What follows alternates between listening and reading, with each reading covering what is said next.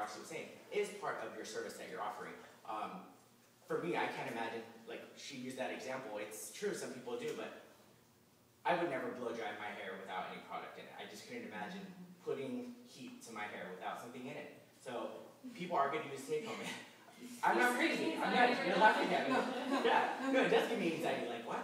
Everybody uses product, and if they're not going to get it from you, they're going to get it somewhere else. Yeah. So you might as well suggest it and complete that service, just like you wouldn't apply color on a guest and say, "All right, I'll see you later. Go home and wash it out yourself." You're going to shampoo them, get them relaxed, blow dry, polish it, and finish it out. Same thing with take home. That's part of your service that you're going to offer that guest. You owe it to them. They're coming in. So don't look at it as, oh, I need to sell this product. No, you need to recommend it for your guests so they can create that same look at home. A lot of it is verbiage and recommendation, as opposed to just saying, do you need any product? Can I get you any product, or would you like to take any product home? Because you can say no right away. You can say no right away. I would rather suggest saying, why don't you take this home? Or why don't you try this out? We're going to go ahead and let you leave with these. You know what I mean? Like things like that are in the guest mindset, are kind of, they're already in love with you, they love their hair, they're so happy, they're about to tip you out, and they're going, oh, why don't I leave with that? Or maybe I should try that out, or maybe not this time, but now I know. And if they don't leave with the product, it's nothing that you did wrong. It's just a matter of education and them being confident and trustworthy in you, and you being confident in yourself. So a lot of us went shopping this weekend. If I had went into Akira and literally didn't have a lot of money, and I was still kind of stressed, and I was like, yeah, I don't really know what kind of shoes I want, but Jeffrey Campbell walked in and said, buy these shoes. I would make sure I had the money. I would go overdrive my account for those shoes. I would completely trust whatever he said, even if it was 2 sizes too big or 2 sizes too small, or really didn't match my feet or color or anything I had to wear with it. I would buy it just because Jeffrey Campbell told me to buy it, and I believe in everything a professional would say about their product. You guys should be the Jeffrey Campbells of hair. You guys should let people know that we know this is going to help and we're confident in it, and if you don't take it today, I'm going to write down that you didn't and that we used it on you, so that whoever you see next visit, whether it's on me, that they know that you like or don't like this product.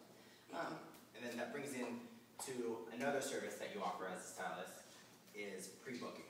And what pre-booking is you know, you do the hair, the services that you offer, you suggest a take-home, that's another service you offer, you walk the guests up to the front, you're showing them the products, and then you are making their next reservation before they leave the door. So that's what we call pre-booking. There's another thing that we call standing appointments. You're going to meet some people who just say, you know what, I love getting my hair done, I don't like roots, I need my hair done every 6 weeks, every 6 weeks on a Tuesday at 6 o'clock. So you make the next 10 appointments for the rest of the year. That's called a standing reservation. So that service, if you want to look at pre-booking as a service that you're going to offer, you want to make sure that they're making that next reservation. And what it does for you is, look at that service ticket that you just had with that guest. You did cut and color, let's say $100 just because it's a nice round number.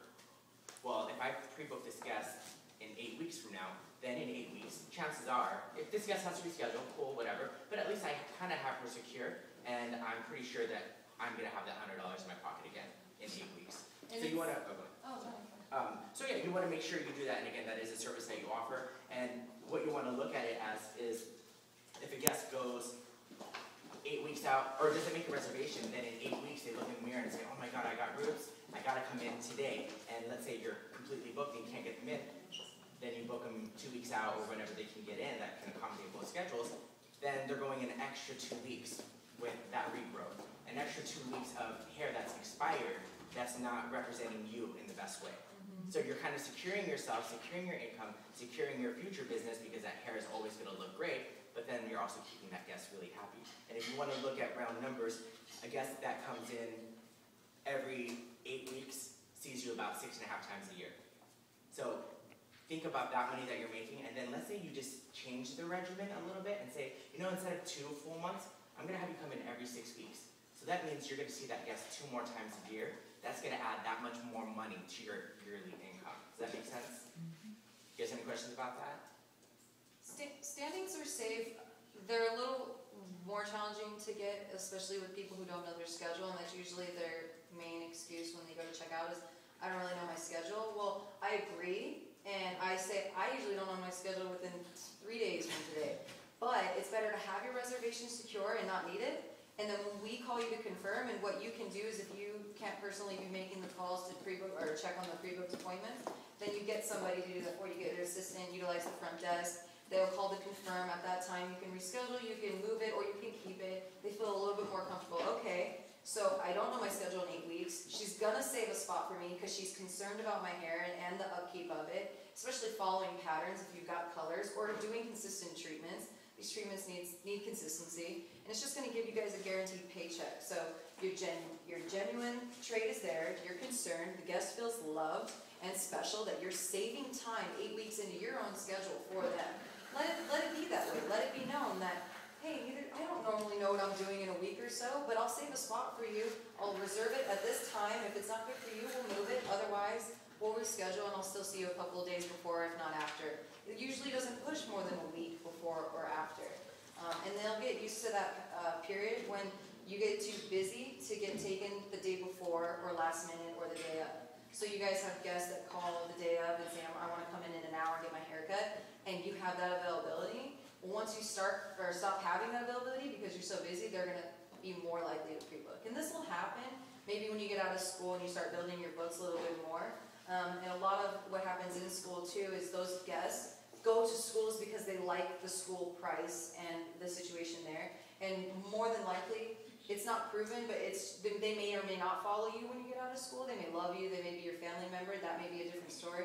But if they're just salon clients that come to the school all the time, they're more likely to stay at the school. So don't focus too hard on trying to get them to follow you right now, but build your books outside of the school right now. So start a social media for yourself. Start getting friends to talk about you, to refer you, and then do everything you can to give yourself a market for yourself. So Facebook, Twitter, Tumblr, Instagram, business cards, thank you cards, everything that is cyber, we like to make literal. So if we were to all look at all your Facebooks right now, like based off of like a hiring standpoint, how many of you would get hired? You guys feel confident in all your Facebooks? Or even just like the professionalism of it, like. They need to clean them up as soon as you start forward. Do they? Okay. Because it's good, because like we're actually saying, it's a reflection of you, and you can look at yourself as, I do hair and I'm a stylist, but you as yourself, whether you're working in a salon, whether you're commissioned or with rental or whatever it is, you yourself are a business. Even though you're part of a salon, each individual person is a business, so you have to look at yourself like that. And she brought it up earlier, Roxy did, when people perceive you in a certain way, and the kind of person that you show is the type of people that you're going to attract. So who do you want in your chair? People that are professional or making money or whatever it is, because that money is going to reflect on you. So just having that mindset when you're building your business. Right, and always keeping it positive. So if you yourself are somebody that tends to look towards the negative sides of things and be a little Debbie Downer in situations, or really just throw a fit when one little thing goes wrong, you're going to attract guests like that. So if you just maintain a very positive attitude and stay focused on what you love to do and just maintain goals and just keep that like happy mentality going, you're going to have somebody who's happy in your chair a lot. If you're gossipy and you like to party a lot, you're going to have a gossipy partying client, and like she may show up late, she may no show on your book, she may not think you're that important, and you just want to let her know that what you're doing is worth your time and the education that you spent on that. So you just want her to know that if she goes to tell a friend about you, that's awesome, and you might take care of her for sending you 3 friends. And we do that here in the salon. If somebody sends us 3 people to Lake Diana's guest, we'll give that guest like 25% off the service, or maybe a free haircut or a comp haircut, things like that. Giving back and just being genuine is going to give back to you. So if you don't focus on just the tip aspect of the entire service, you're probably going to walk out with a $100 tip one day. And it'll happen. I see it happen a couple of times a week. It's not hard to come by if you guys just kick butt in the salon and just feel really like heartwarming about what you're doing. Gratuity comes in a lot of different forms, whether LaTanya's a hugger, she hugs all of her guests, and the guests hug her back and usually slip a couple bucks in her pocket and say thank you, and it may not be a lot, but if they're not giving you gratuity, you guys just got to reevaluate yourself and what can you do to be better for that guest to make them feel like you're important enough to tip out.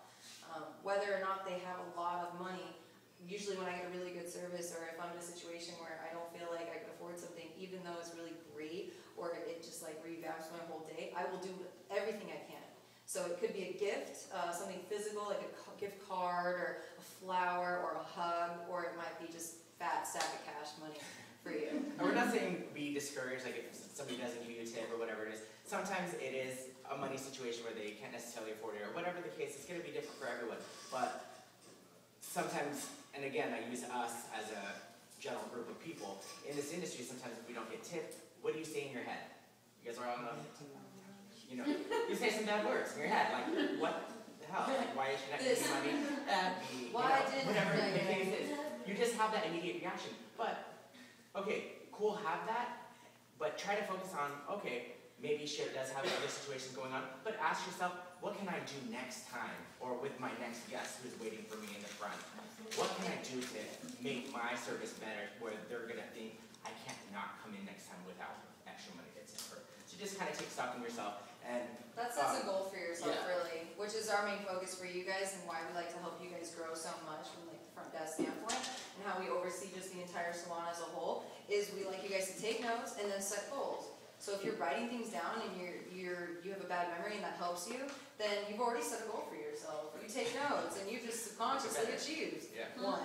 And it happens every single day, and these stylists, as stylists, you guys just don't see it because you're seeing hair all day. You don't see that you're producing mad numbers, you're upping your sales, you're actually creating client retention, which just means they're coming back a lot and they love you.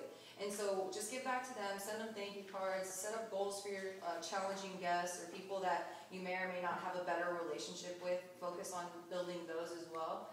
And you know what I mean? And all in all, you'll be like Kelly.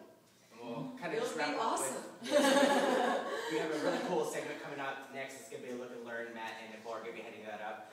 But really quick, I'm just going to say this, like, we value you. Like, again, Roxy and I, we don't do hair, but we love what we do. And find a place that's going to support you. And also as stylists, a lot of times you don't value yourself. Know your worth. You guys are spending so much time and energy and effort out here and the money, and you're worth it. So don't always feel like you have to discount yourself and your services to get a guest in your chair. You guys are spending so much money on bettering your craft and bettering yourself. And just like on days like this, you guys are worth your haircut price. You're worth your color price. So obviously you're going to work with the guests, but also just don't discount yourself because you guys are great people and you deserve to be paid for what you do.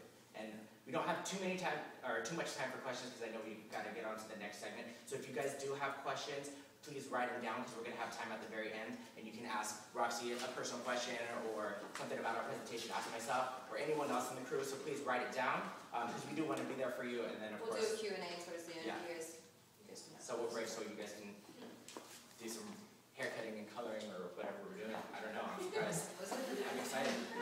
All right. So we're gonna break for about 5